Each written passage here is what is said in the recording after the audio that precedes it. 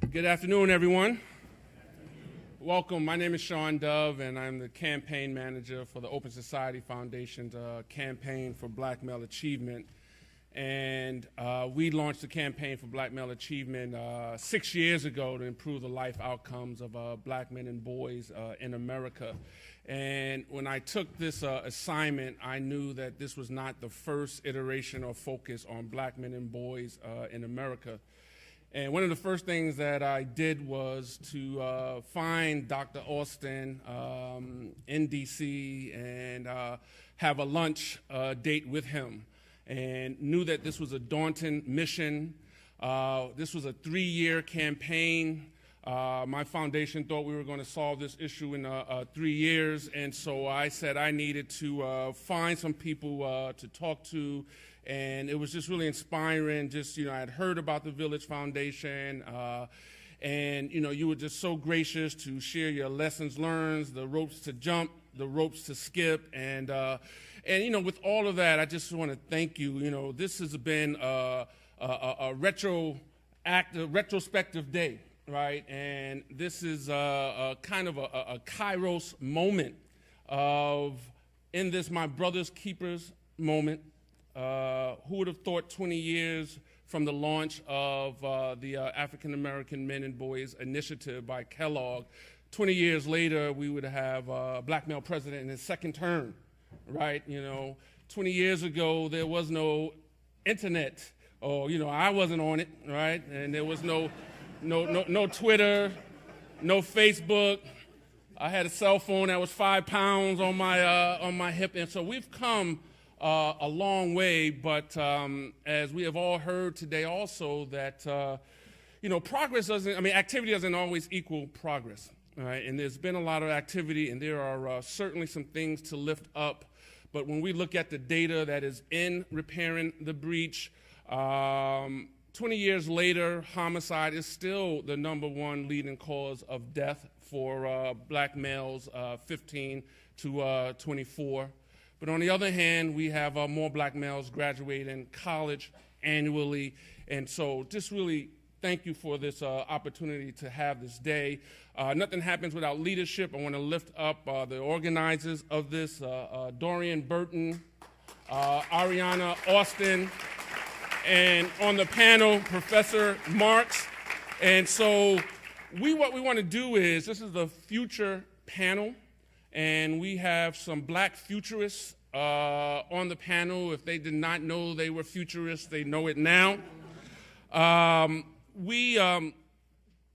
Just a few things I want to say before we turn it over, and we want to leave time to have a conversation and a dialogue with the folks here.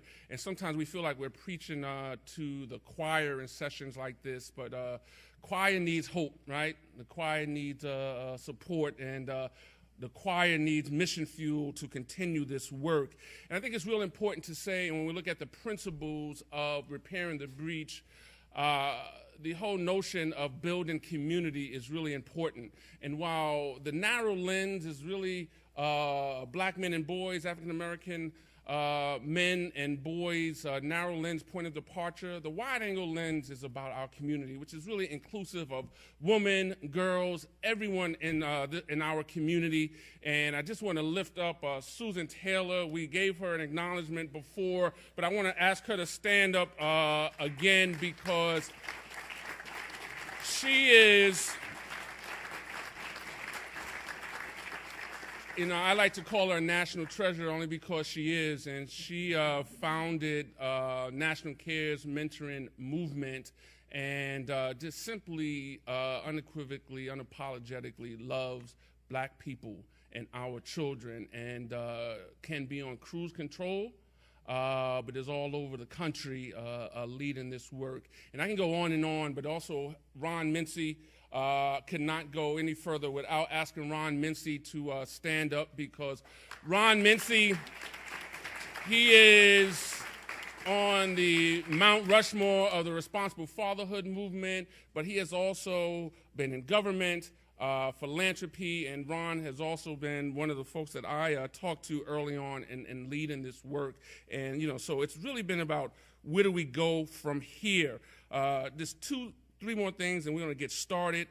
Before I say anything else, just want to let folks know that the cavalry is not coming. There is no Lone Ranger coming into our communities to save the day. The iconic leaders that we are waiting for, look around you. They're right here. I want to ask the brothers from Bard to stand up, from Bard College, that are here. Let's give these brothers a round of applause.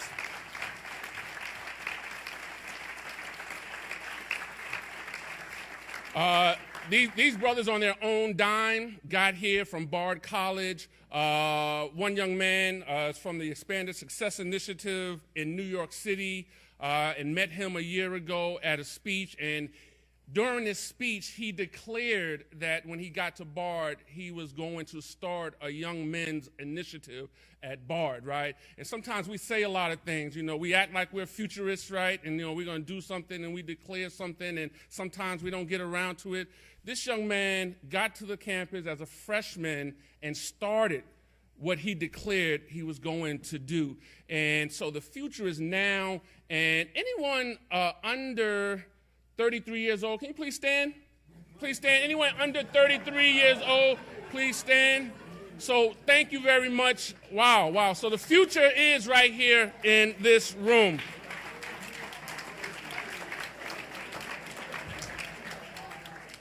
All right, so I have more, but I'm going to shut up. I have a list of things that I was going to say, but tomorrow is Resurrection Sunday, right? And I really appreciate the opportunity to prepare for this conference and dive into repairing the breach.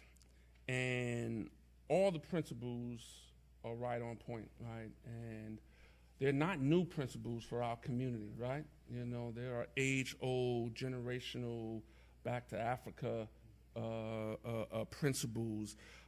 So they're not new principles, but they're now principles. And hopefully what happens after today, can we resurrect that, right? These principles, can we align them with my brother's keeper, which we're going to hear about from one of our panelists. And so we have some dynamic people in front of you. I already used up the time to read their bios, so I'm not going to do that. We are going to give each of them 8 to 8.5 minutes to do their presentation. And they had some guiding questions that we gave them, what's on the horizon in the field for BMA. But I think the real manifestation of this moment is what's the story we're going to be able to tell in 2034? Will we have really maximized this moment? Will we have translated this activity and this energy, these pledges, into true change? And so we've asked them in their futurist to bring their futurist caps. And so we're going to go in order that we have in the program. And Leah Austin is going to lift up, how the fruit don't fall too far from the tree. And Leah is the Deputy Director of the Two Generation Strategy at the Anna E. Casey Foundation. So we're going to ask Leah to come on up first.